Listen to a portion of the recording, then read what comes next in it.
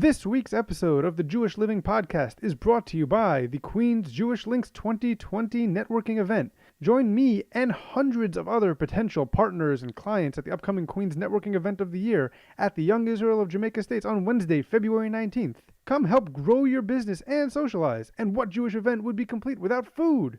A kosher Chinese buffet will be served, of course. Spots are filling up quickly. For more information, to register, and for sponsorship opportunities, call 917-549-6145 or email queensjewishlink@gmail.com. Once again, 917-549-6145 or email queensjewishlink@gmail.com. The Queen's Jewish Link presents the Jewish Living Podcast, the show that examines the many facets of Orthodox Jewish life. Here's your host, Izzo Zwirin. We often have a somewhat insulated community in the frum world. This is most evident in the area of pop culture. What is usually popular in the Orthodox Jewish world rarely breaks out into the mainstream. However, every once in a while, a form of entertainment from the frum world does manage to infiltrate the mainstream. For example, in 2010, a cappella group The Maccabeats released their Hanukkah parody, Candlelight, bringing mainstream attention to the Orthodox Jewish music world, while simultaneously dooming us to hear a cappella groups try annually to repeat that magic. What was great about the 2010 release was that it happened so organically, as there was no intention to receive fame.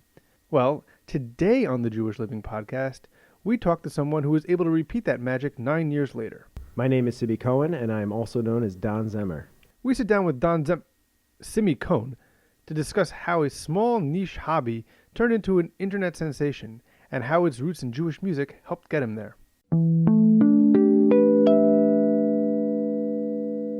All right, Simmy, thank you so much for joining me. First of all, I'm a huge fan of the Don Zemmer account and all that you produce. Before we get into that, just tell me a little bit about yourself. Sure. I live in Queens. I work in marketing. I work in New York City. I'm married. I have a baby daughter who's turning 1 soon.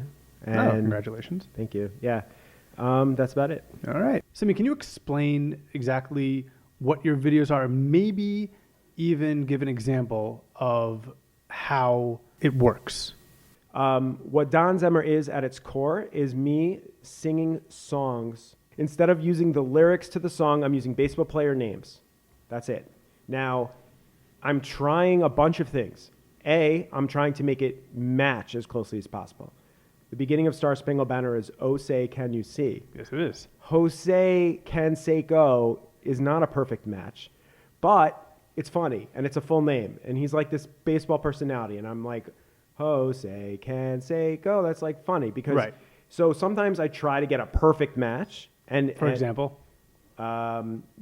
You know what's funny? In Piano Man, there's a stretch of words which is the most perfect match of any song that I've ever done. And ironically, it's the words, I'm not really sure how it goes. And there's players that go, so what's I'm not really sure how Witt goes, right? Okay.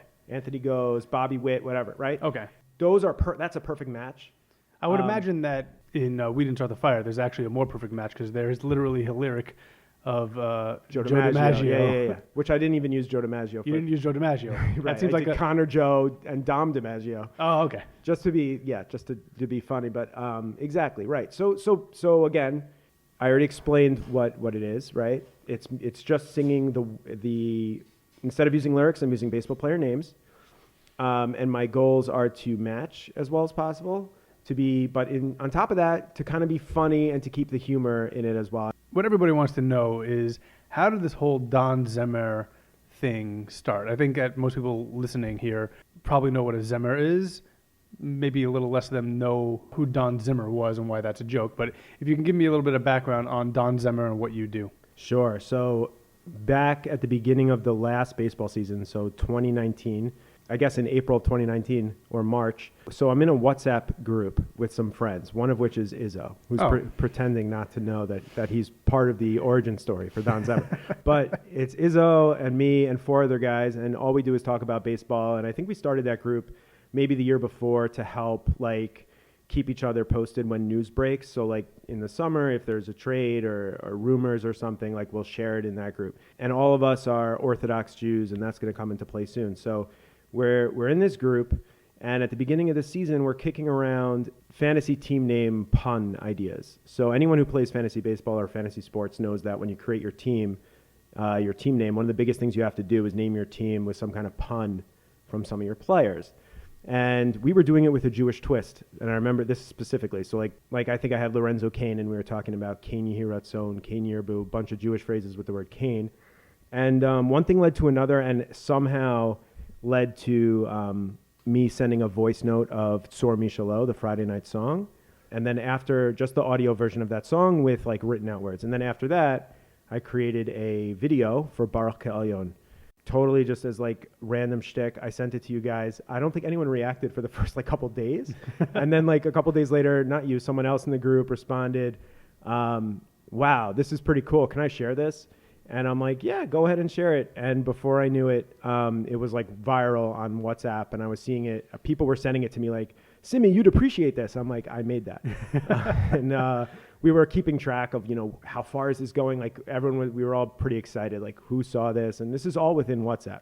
Yeah, you do that thing where you see how far something goes, and if it comes back to you in, let's say, another group. Right. Yeah. Totally disconnected. Like, someone that you don't know sent it to you that doesn't know the other people. There's no way they could have gotten it. Yeah, I remember receiving it from my father-in-law in a different group. Right. That was kind of cool. So this is Baruch Ke'elyon, and, my first reaction when that happened was, I could do better than that. Like, I didn't even think it wasn't so good. It was okay, but like, I knew I could do better. And so like, I immediately went to work on like creating more, and I decided, someone posted on Facebook, like a Jewish singer, he posted Yitzi Spinner or something. Yeah, Yitzi Spinner was actually my wedding singer at my wedding. So he like posted it on Facebook, and I think a lot of Jews saw it from that. And then I posted there, I'm going to create a Twitter account, because I was very big on Twitter, and I just not big, but meaning I was very into it.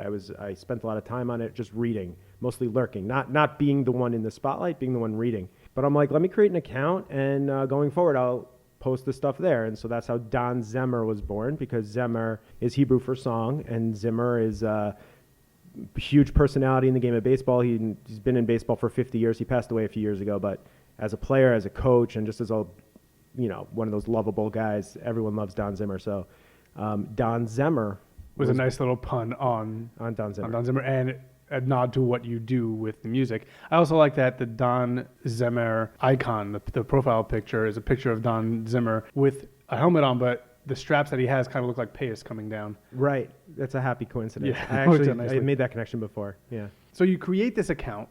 What happens next? Like, how soon after that do things kind of really take off? So it took a while, because at first, honestly, when I created the account, I only had the intention of doing Jewish songs. Okay. So you're doing like Shabbos Miros, because Zemmer makes sense. Right. So I did Vishamru, and then it was around Pesach time. I did Vihisha Amda, and I did a bunch of other Jewish songs. And that was my intention. I thought that this kind of like made sense for Jewish songs. First of all, because people know the words, and also the people who are listening and appreciate it know the words, and which I thought was important when watching the videos visually to be that the people know the words, because at the time I wasn't putting any lyrics on there or anything, so you kind of have to just kind of know it, because I'm singing something different. I'm singing the names of the players, not the words. So you have to know the words to appreciate it, so they know the words.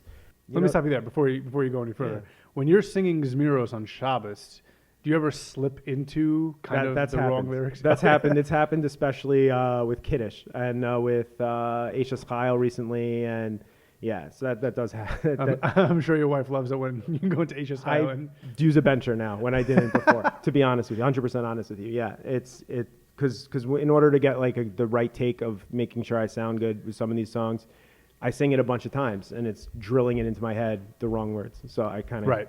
All right, so back to your origin story. Yeah, so as I was saying, I was just intending to do Jewish songs at the beginning. I actually remember a conversation with my wife. I'm like, how could I do this with a secular song, with an English mainstream song, whatever you want to call it? So one of the things I mentioned to you was that people know the words, right? Right. In addition to that, I thought in my head that kumsitz, like slow, that was what was working best, like with Vishamru and Baruch Ke'elyon and all those songs that I did at the beginning, Visha Amda, like they're kind of like kumsitzy. They're slow with a build-up and like melancholy-ish a little bit. So I was thinking, what's English version of that song, right? Now, by the way, fast forward to now, I'll do the most upbeat songs. I'll do rap. I'll do anything. But back then, I just wasn't as comfortable, or I didn't know. And I settled on Let It Go to be the first English song that I would do. And I did it. People probably don't even realize I did Let It Go originally. It was the first English song that I did. But as a father of 2 little girls, they appreciated it. When I've played it for them, they loved it. Right. Well, you played the newer version. I played the newer version. That's right. I did Let It Go. If you look at like my list of songs, it's like number 20 something. But it was really the first song I did. However, I was so stupid with Twitter that I didn't know how to post it properly. They have this, on my iPhone at least, this function where they automatically try to trim the video for you. And you have to use your fingers to spread it out and say, no Twitter, I want you to post the whole thing. And I didn't realize that. And so I'm like, why can't I post this whole song? You know what? I'll just put it on YouTube and post the link. And I did that, and nobody responded to it, right? But people, not that I was getting much response, because again, I was just doing Jewish songs, but people I thought might respond to like an English song. No one did, and we'll talk about social media later, right? Yeah. But like when you post a link for YouTube on Twitter, you're asking the person who's watching to take this extra step, and people just don't, in this generation, have that kind of patience and the interest in doing that. So no one did that. So no one watched it. Anyway, I redid that song later. The next English song that I did, which was really the first one, quote unquote, that I posted native to Twitter, meaning not a link, I posted the video itself to Twitter, was the national anthem, which was now in May for the, I think, Memorial Day. Memorial Day, yeah. So I posted that, and that's when things kind of took off in terms of becoming a little bit known in baseball, Twitter world, and things like that. So before we get into this a little bit further, there's one more aspect of this that I want to know when you added it in. When did you add in showing the players' names on screen? I think that this happened. That was from the beginning. From the beginning. Do you mean the baseball reference players? That was always part of it. Always part of it. Okay. Oh, literally from the one that I sent you guys in WhatsApp, the Baruch Elyon. Yeah, the baseball reference was in there. Okay. So now you're posting the national anthem on Memorial Day. Right. So what happens? So a bunch of things happen at once. First of all, and I'm going to drop some names of some Twitter accounts that have been instrumental in kind of helping me get out there a little bit. Cespedes Family Barbecue was already following me. They are Jewish guys, and they understood and appreciated the songs that I had posted. So I remember, I think it was Visha Amda, may have been another one. They just like replied, OMG, they followed me. They may have even retweeted it. I don't remember exactly, but they have like 90,000 followers and each one of them is like a hardcore baseball fan. They're right. They're a baseball Twitter account. Baseball Twitter, as you would call it, right? And so Twitter parlance, you say baseball Twitter, Yankee Twitter, whatever word it is, Twitter. Jewish Twitter. Jewish Twitter, from Twitter, right? Yeah. Baseball Twitter, they're just like a huge name in baseball Twitter, and they. So I already kind of had them, right? I had a few hundred followers of just like mostly Orthodox Jewish guys, let's be honest, who followed me and enjoyed the stuff. I had Cespedes Family Barbecue. So when I pushed the national anthem, they promoted it. Also, I know someone, I had a mutual friend who knew someone named Yoni Mernick, who on Twitter goes by Original Yoni. He does a great job on Twitter. He has like 9,000 or 10,000 followers now, promotes a lot of viral videos on Twitter. Yoni has some kind of connection with Darren Ravel, where Darren Ravel... And who's Darren Ravel? Darren Ravel posts on Twitter. He's actually a polarizing kind of figure. A lot of people like him, don't like him. He tweets about gambling mostly, sports business, and sports gambling. That's like his thing. So anyway, this guy Yoni knows Ravel. I knew someone who knew Yoni, or maybe even there were 2 people in that chain up until Yoni, whatever it is. Yoni posted the video, of Star Spangled Banner on Memorial Day. Okay. Ravel retweeted it. And then a couple other big accounts retweeted it. Real Kent Murphy, which has like several 100,000 followers, retweeted it. There were 1 or 2 other places where the video was kind of posted. So on Twitter, you could do a few things if you want to share. You can either retweet, so you're just straight up retweeting someone and it shows their name and everything.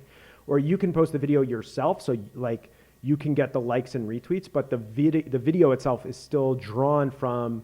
Like it's sitting in one place on the server and it's still drawing from the original post. Right. That's what Yoni did. So for example, like the likes and retweets may have been divided up amongst multiple videos, but the views all get added together by Twitter. Right. So that video has over 1 million views. That's from all these big accounts. Like Darren Ravel has 2 million followers. That's from them sharing this out. And then that was really the biggest start. Was my first English song was Star Spangled Banner. My second song was Take Me Out to the Ball Game, which also got like a little bit of hype, not as much, but it was my third song, which really changed everything, which was Lose Yourself, my third English song. In the meantime, I was still doing Hebrew. Like I was alternating by week, I think. Like I was doing like I did Star Spangled Banner. The next week I did like Essa Ainai or whatever. And then I went back to Take Me Out to the Ball Game. And then I went back to whatever. I don't even remember, Tovla Hodos, whatever.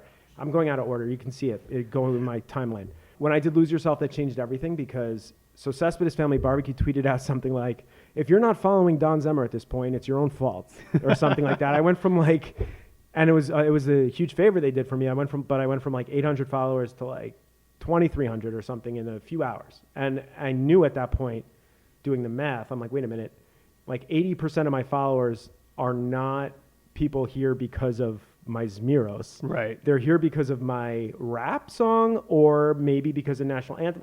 So that put me in this position where I had to rethink how, I guess you could say, brand myself. I'm not thinking in big words like that, but how I go about pushing this stuff out there, right? And that's ultimately how I decided to split up my accounts. So now you have one account for the, I guess, secular music that appeals to a mass audience, and you have one account for Jewish songs, and they're called. So Don Zemmer. Zemmer.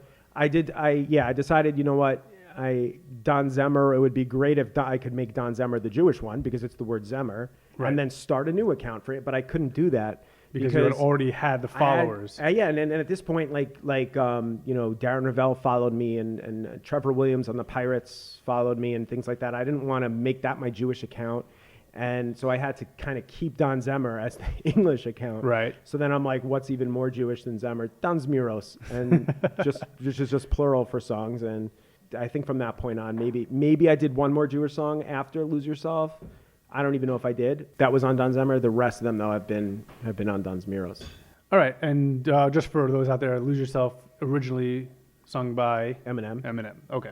Just in case people don't know. Okay.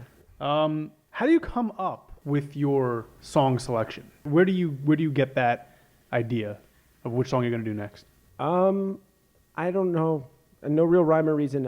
It's kind of songs I like, songs that I think will sound good or go over well, right? So I guess I do know.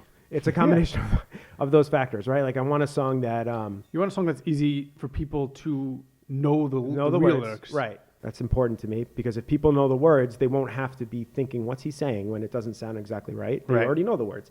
So very popular songs is like a prerequisite. I would never do some random song, indie song. It has to be like a huge hit. And then all the songs I've done are big. But on top of that, I think songs that are more modern, like songs that are like been on the radio recently, I've seen that those have done better generally. But yeah, I try to think of stuff that I like. I want to enjoy it. This whole thing is a hobby for me, so I want to make sure that I'm still having fun. And so that's why I'll pick, honestly, even if I don't think it'll do well sometimes, I'll go for it and I'll just sing a classic rock song that I think, whatever.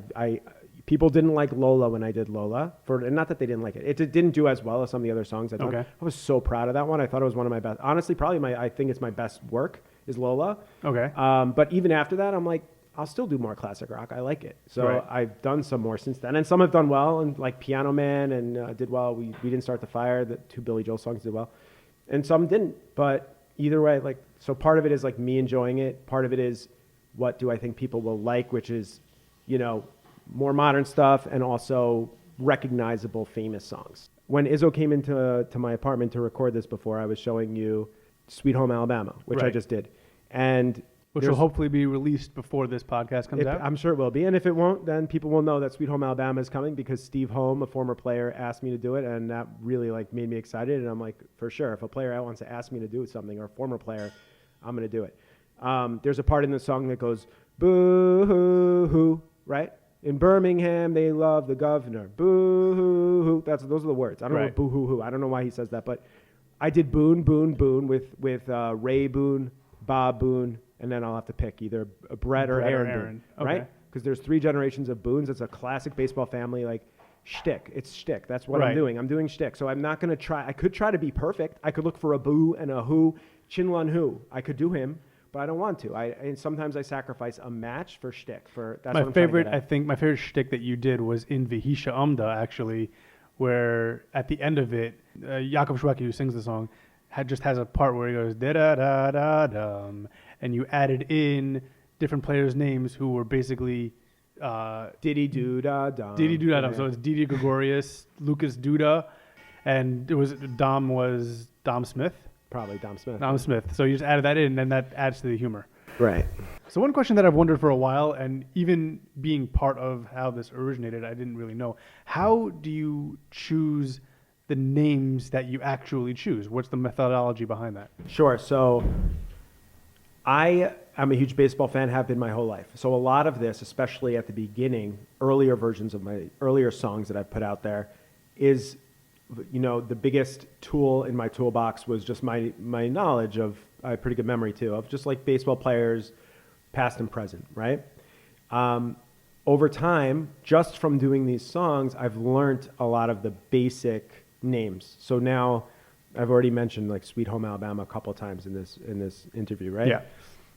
When I sat down to write that one, I already knew a lot of the basic words. If I need the word and, I know to go to Hand, Brad Hand, or Okay. Donovan Hand. If I need, there's a baseball player named C, and Say, and Hi I use for I, and Heim I use for I'm, and Me, Tommy Me.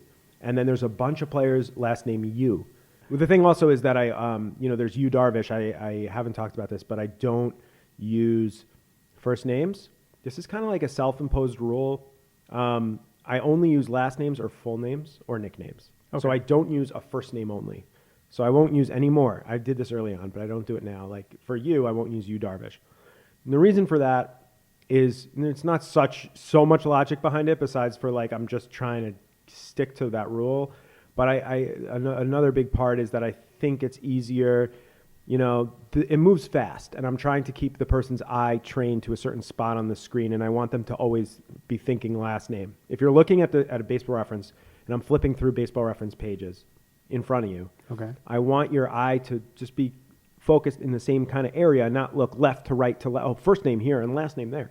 Too confusing. Right. So now I just do kind of like full names. That's why I don't do you for Yu Darvish. I don't do Yu Darvish for you. Right. And so, but in other words, in any event, you, Hand, Hi, I'm, See, those all I picked up just from doing these. And I know sometimes words from doing these that are hard or impossible, like life and live, and some other words that are just like, I know that's going to be, oh man, that's going to be hard. I have to totally fudge that one. And so I do. But so it's a combination of like baseball history knowledge and having done this before, and then having an Excel spreadsheet, which my friend helped build for me, which it didn't take long. We copied and pasted just entire Baseball Reference into the spreadsheet so I can search, because Baseball Reference has a great autocomplete functionality. You type in A and it'll fill out whatever name they think you're trying to type. But that only works left to right, beginning of a name, first couple letters. What if I want a name ending in ing, right? But I don't know what the beginning of that name is. I'm open to changing it up for the word living. I just want anything that rhymes with living, and I want it to end in ing. So then I could search my Excel, and I could type in ing, and it'll bring up Control F. I just bring up a whole list of names that have that ending. One question that I feel like is on everybody's mind is, how long does this actually take? So Steve Holm mentioned Sweet Home Alabama yesterday, and it's done right now, except for half an hour of work of like taking the actual snaps and fitting them in. I already sang it, already wrote the whole thing. That was a fast one though, right? So some of them are quicker than others. So let's get a range. The fast ones would take you a total of hours of man hours. If I have a job and I have a wife and kid and I have stuff going on, so I don't just sit down and do it. Okay. Theoretically, if I did just sit down and be like, get it done, I could get the whole thing done beginning to end in like 3 hours. Okay. 4 hours. But I'm spreading it out. So I'm doing a few minutes here, a few minutes there. And so I take my time. Like I'm not in a rush. I'm not posting more than once a week. That's like the most I'll post anyway. Something that now lately I've been going even longer between songs. So whatever. Like if it takes me a couple weeks, that doesn't mean it's taking me a couple weeks of like every day sitting there day and night. No, it's a few minutes when I get it in between everything else I have going on. But that said, yeah, it takes probably several hours for each song. Nothing crazy. I would say estimate 3-4 hours. But that includes different elements of the song creation, which are writing it, which is the biggest piece of time comes from writing the song, choosing the names. I'll write it all out, and then once I do that, at this point I usually just open a song app that I have and I just sing it while playing karaoke, sing along. Probably takes a few takes to get it right, and then I have to go to Baseball Reference and snap each person, and then I have to go back to the app and import each picture, and then I have to edit the timing of how long each name is displayed. Right. So that's the whole process. So it's not just recording your screen and hitting next on the pictures. Right. It's not that. No, it's not that. Okay. I do all the I call them snaps, screenshots, whatever you call it. I do all those at once, and then I import them all in a batch, and then they're all there. And then I just have to, you can select the length, like this one, and I'm listening to myself sing as I stretch. This one I have to stretch longer, that picture. See what I'm saying? Right. And when they're done, how long are the songs? The songs are always under 2 minutes and 20 seconds. Why? Because that's Twitter's limit. Twitter's, you can only post a video of 220. Which I guess is based on 140. Like they have 140 characters for a text, so 140 seconds for a video. You can't get out of that limit unless you're like a major account, like your ESPN or something, or MLB. And then you can I think it's up to 10 minutes at that point. So for the rest of us peons, I have 2 minutes and 20 seconds to work with. So yeah, I never go for the full song anyway. I usually, in my head, I'm like, let me go to the first chorus. But then I'll see, like with Sweet Home Alabama, I did it to the first chorus, and I'm like, it's only a minute and like 15 seconds or something.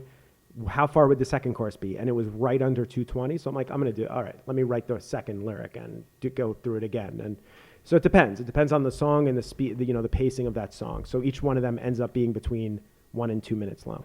So you mentioned that Steve Holm reached out to you and literally requested a song. Mm-hmm. Trevor Williams, I know, was in one of your songs. He did a wake up thing. Right, What song is that? That's Chop Suey. Yeah.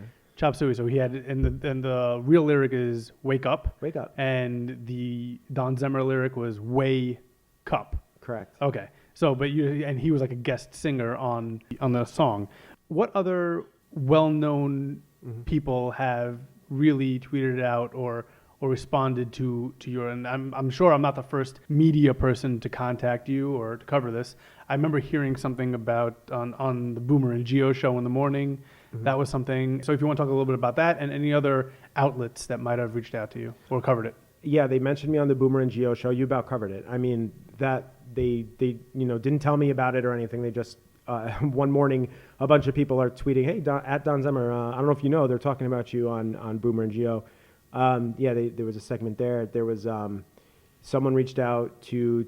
This is the first time I'm on a podcast, actually. Oh, well, welcome. Thank you. Someone spoke about me on a podcast after having reached out to me, spoke to me on the phone for a while. I told him all about a lot of the same stuff I'm telling you, just about my background and my process. And so that person spoke about, he did a great job, actually. His name is Stefan Fatsis. He has a podcast on Slate called Hang Up and Listen, and he did an amazing job, I thought, in like a 5-minute segment. This is taking a half hour to an hour, your show, right? Yep. And I'm all over the place, and we're like, trying our best here. He summarized it in 5 minutes and nailed it and brought in examples, and I was blown away by that. So his name is Stefan Fatsis. That's Slate's Hang Up and Listen. Besides that, they wrote about me on Barstool. Clem, from Barstool, he's one of the Barstool guys. Okay. The only Barstool guy I know is the guy who does the pizza reviews. Okay, that's the El Presidente. That's the head, Dave Portnoy. So Clem, in the Clem Reporter, he wrote a blog about it. Golf Digest, a couple other places, just wrote up stuff. Not having reached out, none of those did. They just kind of wrote an article based on check out this really wacky video, and then show the video. So are you surprised by how much of a following this got, or are you kind of over that surprise by now? How do you kind of compartmentalize what has happened with the Don Zemmer account? Yeah, no, it's pretty cool, especially when players or former players, recognize you in any kind of way, or to be honest, even just media personalities. I grew up in New York listening to The Fan, and Sweeney Murdy is Sweeney Murdy. He's the Yankee. Yeah. He's the Yankee guy in The Fan, and he said this is brilliant or something to Sound of Silence, and I'm like, that's Sweeney Murdy. I grew up listening to Sweeney Murdy just talk about Joe Torre interviews and stuff. So that stuff like that is always really cool. It'll kind of hit me by surprise sometimes. Jeff Passan recently tweeted, He basically wrote, I forgot what it was exactly. He was showing like the top 10 and the bottom 14 of baseball's, let's say, payroll. And I'm like, wait, so you're only missing 6 teams in the middle. So I'm like, at Jeff Passan, show me like the 6 teams in the middle. He's like, only because my father is a huge fan of you, here it is. And I'm like, that's really cool. Like, this is Jeff Passan. This is one of the biggest MLB insiders, and just something like that. The fact that he knows who I am, the fact that his father, whether or not that's true, if he even knows who I am, that's like pretty cool. So like, no, I'm not over it. I'm still kind of, new stuff tends to keep happening where I'm like, wow. Like, and it's very cool, and it invigorates me to keep going and being like, let me try to get bigger. And you actually ended up in some sort of a Twitter poll, like the best baseball follower. What was that? Yeah, no, that was really cool. I don't know who did it. I forgot his name. Someone made like a bracket for like a March Madness style. Yeah, a lot of stuff. Honestly, a lot of stuff at the end of the year really helped me gain some followers. Like there's an account called Max Goldstein, which everyone should follow if you like baseball. So he's tweeted out a bunch of times. These are like my favorite accounts, and he would list like 9 legitimately amazing baseball Twitter accounts and then me. And I'm like, okay, I'll take that. It got like 100 retweets and I would pick up like 200 followers, something like that. But yeah, what you're talking about, someone made, also happened at the end of the year. Someone did like a bracket of like the best Twitter accounts, and it was a similar experience. It was like all these accounts that I've been following for the past like 5 years and me. And I'm like, okay, yeah. Then when stuff like that happened, my phone was blowing up with notifications because I'm tagged in the poll and people are replying to it. And it was really cool. And it was really cool to actually see that there were people replying to it like, no, you should listen to Don Zemmer. He's funny, or it is worth following. It wasn't just like put in there, but then no mention or totally no, like it's legit. So it made me feel like, oh, I do belong here, like as a legitimate baseball Twitter account. Nice. That sounds amazing. Yeah. I would love to know how to get that kind of following for the Jewish Living podcast. That would be great. As a matter of fact, I want to talk to you a little bit about what you've learned in social media. So we mentioned a couple of things earlier that you've learned. First thing was that people don't click on YouTube links. What other lessons have you learned from the social media sphere and how to further your footprint in Twitter or other social media platforms? So I'm not an expert at all. I work for a telecommunications company that has a big marketing department. I have a lot of colleagues who work in marketing. I've actually picked their brains about it and stuff. At the same time, I'm learning new things every day, and I don't claim to be an expert at all. But what I have learned is very basic stuff. So first of all, I've been focusing on Twitter. I do have a Facebook account, an Instagram account, a TikTok account, and a YouTube account. But I do focus on Twitter because that's where I'm most comfortable. That's what I've been involved with in the past few years. That's what I've just, whatever. That's where I everyone has their own platform. That's my platform. Right. So I know a little bit about how it works. How to share a tweet, how to tweet, retweet, right, comment, reply. Thing with Twitter is that it's very people based, which means, that's how I'm, my own words, like it's all about how many people follow you and how many followers do they have, and then are they sharing your stuff? And if they are, it's going to spread. It's that simple, right? So if you have even one follower, it could be one guy. You could have one follower, but if it's Darren Ravel, as an example, just from earlier that we talked about, who has 2 million followers and he retweets your thing, it's as if he tweeted it. And right. So it's the same. So what you're trying to do to get your stuff out there, to maximize views, to push your stuff out there, is to find and engage big accounts. So that's how I view it. Accounts that have a lot of followers, you want to engage them. Best way to do that is to reply to their stuff, to be honest with you. If someone posts something who has a lot of followers and you reply, and your reply gets a lot of likes on its own, a lot of people, you could click the view activity underneath your tweet, it'll have tens of thousands of impressions just from your reply. What's an impression? That's the amount of times it was seen. Okay. Very simple, right? So on Twitter, there's 2 feeds on Twitter. There's latest tweets or there's home. Latest tweets is not an algorithm. It's just literally going to show a person chronologically the most recent activity of anybody that they follow. Okay. Then there's home. Home is algorithm based. This is my understanding. I might be slightly off on stuff, but I'm pretty sure I'm right. Home is algorithm based, which is Twitter thinking what you might want to see from the past X hours. Okay. It's not going to show you old stuff. It might actually. I'm not sure, but it'll show you recent, but a combination of recent and what they think that you might want to engage with. And what is that? That's stuff that you've engaged with in the past, right? So if you have a lot of followers on Twitter, that's nice, but it's not enough. You want to have followers that engage with your stuff, because if they don't, you won't show up in their feed necessarily. When people are on the home feed, you might not show up. You're going to post something and they might not see it. So this is something I learned. You want to try to get engagement. And the best way to do that is to give engagement. So recently I started following people. I didn't follow people originally on Twitter. I just kind of at first I followed myself. I followed my personal account, and then I took that off, and then I didn't follow anybody. Then I'm like, no, let me follow back some of the bigger accounts that follow me, right? And other accounts too that I'm friends with or that I find interesting.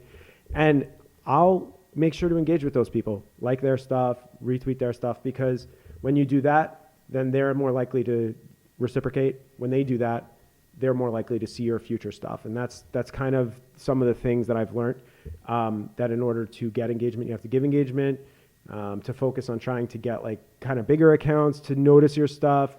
So last thing, in the home feed, this is where the links come in. Twitter likes native videos. A native video is a video posted to Twitter, not a link to YouTube. Right. They literally, first of all, the people don't like clicking on a YouTube link. But besides that, Twitter doesn't like it. So they are less likely to show that to people if there's a link. They don't want you leaving their website. So they want you, right? They're going to be less likely to show it. So if that's why I do my videos native to Twitter. And maybe I'll do a YouTube link or something. I'm messing around with trying to grow YouTube a little, to be honest with you, because that's where monetization is these days as opposed to Twitter. But it's really like not something that I've mastered yet at all. I only have a couple hundred subscribers on YouTube versus a few thousand on Twitter. But yeah, so that's another big thing is on you're trying, when you post something native to Twitter, the algorithm favors it. I just want to pick your brain a couple more things on social media. I noticed that the Don Zemmer account is in triple parentheses. What's that about? Yeah, that's just that's to say like Jewish version of Don Zemmer. So a while back, I think a lot of and it's still ongoing. If you're on Twitter, it could be a nasty place. A lot of like white supremacists, totally racist people will say it's because of them, and they'll put them in triple parentheses, and it refers to Jews. Like, I guess it's like they're called echoes, like they echo throughout history or something, like Jews are always at the source of all the problems, something like that. So it's a common thing that Jews, to kind of just like co-opt it and just take it back, we'll make our accounts, I'm Jewish, deal with it, and put parentheses around it. So the whole shtick there is Don Zemmer, but Jewish version. Okay. All right. There it is. I was just curious about that. Yeah. I did notice that other Jewish Twitter that I follow do that as well. Right. So I was just curious as to why that was. So let's dig a little bit further into Twitter being a potentially nasty place. Have you seen that yourself? Negative feedback that you get, or if you could talk about the positive feedback that you get? Yeah. No, honestly, no, I haven't. I mean, when you have a video that gets 1 million views and you have like hundreds of replies or thousands of replies, like there are going to be people who say like, this is stupid, this guy has way too much time on his hands, this guy's voice is terrible. But like that stuff doesn't bother me so much. Like nothing really like particularly bad that I've ever seen, honestly, besides stuff that I just said. Like, okay, negative, but that's not, the end of the world. Plenty of positive feedback, especially earlier on. A lot of people are very impressed, I think, with the concept of just what went into creating it and the thought behind it. Right. And it could be my like 19th video or my 31st video, but to them, if it's the first, they're like, this is the greatest thing I've ever seen. And then I feel like if they've seen more of my videos, then after a while, it's like, oh, okay, you're just doing that again. It kind of like, almost There's has a law of diminishing returns. Diminishing returns, exactly what I was going to say. I think that applies for sure with some of my stuff. But so what I'm saying is I've noticed a lot of extremely positive feedback from people who either don't follow me or they post extremely positive feedback and then they follow me, right? Right. Whereas people who already follow me might just like it or maybe they'll retweet it, but they'll probably just like it or reply, this is great, good job, which is awesome. I love that. Keep that coming. But it amuses me a little bit that I think that people, and it makes sense. Like the first time you see something like that you find impressive, you might be like, oh, that's really cool. But after a while, I've been there, done that. Right. So maybe it's on me now to like do something, even take it to a new level somehow, and I have to kind of think of that. But So I saw that when you first started this, the first thing that I thought of to compare it to was the bad lip reading guys, where that was kind of the cool thing that you saw initially. Right. And then the more you saw it, like, all right. Exactly. But something like that. Like I love those bad lip, those they're hilarious. NFL stuff. Yeah. They do it with other things. The NFL, they did it with the State of the Union address one did year. they? It was great. Yeah. Yeah. So if you're bored on a Saturday night and or whatever it is, and you're sitting there for 3 hours and you're just watching this stuff, by the end of that 3 hours, you're probably like a little less impressed Right. than you were at the beginning. At the beginning, you're blown away. You're jumping out of your chair, and then in the middle, you're like, okay, and then at the end, you're just staring at your screen, Right? And maybe grunting a laughter. It's the same kind of thing here. I think like it's that whatever. That's what I'm doing. Yeah. All right. So I want to go a little bit more into Jewish Twitter or from Twitter, because the Don Zemmer's account stopped being exclusively about releasing songs. You also like dipped your toe into some of like the comedy aspect of Judaism. You want to talk a little bit about that? Yeah, no, a little bit. I mean, it's primarily my place to just post my Jewish versions of my songs. But at the same time, I enjoy that aspect of Twitter. So listen, so like I have my personal account, and then I have 3 accounts. I have my personal account. This is just me and and I'll try to explain how I got it into the Don Zemmer's account, being like more from. I have my personal account, my Don Zemmer account, my Don Zemmer's. My personal is like all baseball, all my hottest takes on baseball, all like I don't hold back. It's my personal account. Don Zemmer, it's more like I'll retweet big news or I'll make a joke or anything with a pun or anything baseball name related or things like that, right? Okay. On top of my songs, like that's what I do. But Don Zemmer's was an opportunity to be like from and Jewish and like with that kind of humor that I don't really want to mix with either of the other 2 accounts. Right. And so if I think of a funny Jewish joke or I want to retweet something from like Ellie Leibowitz or AIM Humor or whatever, like one of those people, that's the account to do that from. So that's why, I mean, for now I have these 3 accounts. I don't know if that'll last or I don't know what how long that'll last, but that's what I have for now. And that's how I kind of approach each of them. All right, so Simmy, thank you so much for joining me today. Before we leave, you want to, I know we've been talking about it the whole time, literally, but if you want to plug all of your various social media accounts. Sure.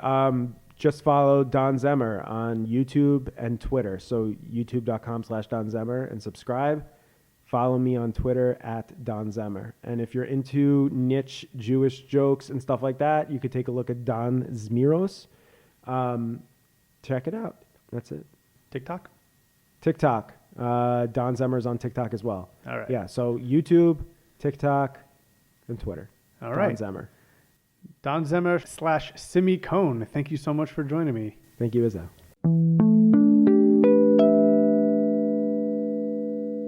My thanks to Simmy Cohen for joining us this week and give us some insider baseball on Don Zemmer. A couple of notes on the discussion.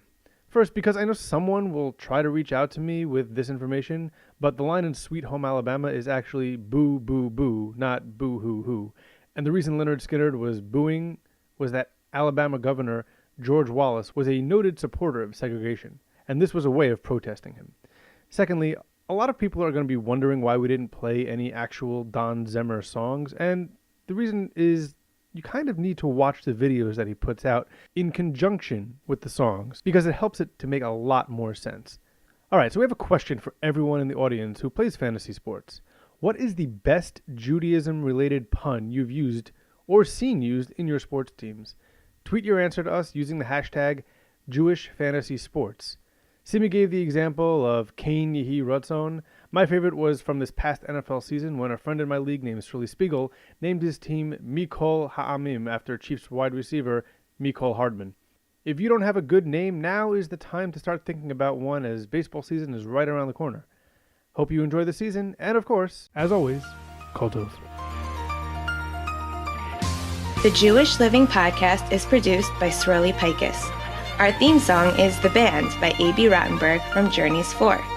You can email the show at jewishlivingpodcast@gmail.com. You can also find us on Twitter @Jewish_living. The Jewish Living Podcast is recorded in conjunction with the Queen's Jewish Link.